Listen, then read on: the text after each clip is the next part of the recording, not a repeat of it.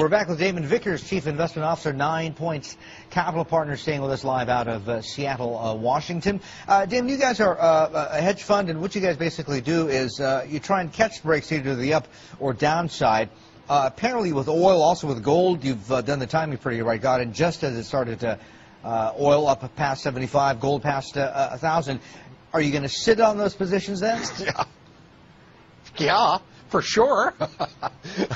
Yeah, this is, I mean, you can think a lot about it, and you can, one day and have all these vacillations psychologically, but, this is the time to, to play ping pong, to, pick up, get involved in model making or something ridiculous. I mean, this is the time where you make money, where the trend develops. And so there's really not a lot to do with it. I mean, oil looks higher, gold looks higher, currencies look weaker, all for the reasons that we talked about before. I mean, you've got huge wage disparities. I don't know how that inevitably resolves itself. It may resolve itself in some type of a global currency crisis.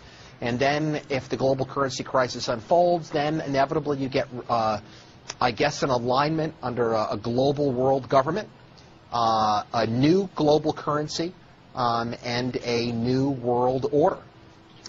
So we may be moving towards that. Talk to us a little bit more about this currency crisis you see erupting. What does that assume about what's going to happen to the dollar? Well, it assumes that the dollar will utterly get destroyed and become virtually worthless. We have a combined, well, I mean, here's what we know.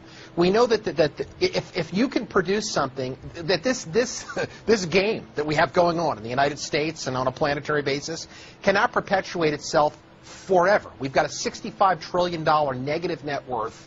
We cannot possibly meet with our health care costs and our indulgent society, which we'd have in the United States. We can't put that against the unit labor cost of a China that can produce something at $1 an hour versus $24 an hour with health benefits and all that's built into there. So how does that inevitably resolve itself? Well, so you're saying the U.S. So you're saying the U.S. needs a softer, weaker, more competitive dollar, partly because of this whole wage disparity. But then again, overnight we had the productivity numbers out, 9.5%. I mean, that makes up for a lot, although at that kind of rate, it's probably not sustainable.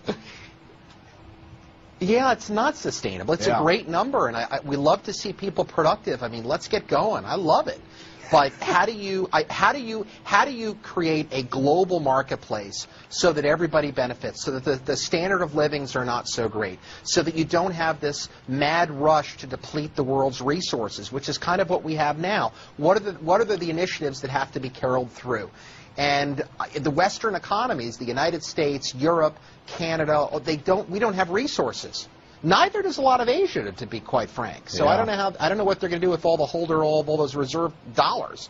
But we see that the currencies that have resources, the Brazils, the Canadas, where else? I mean, Australia, that their currencies are doing well. Their stock markets have done the best year to date because they have stuff. They've got resources. They export real things, and the United States exports promises and pretty paper. All right. Listen, Damon, we got to go. You have yourself a great weekend. Damon Vickers, Chief Investment Officer, 9 Points Capital Partners, live out of Seattle.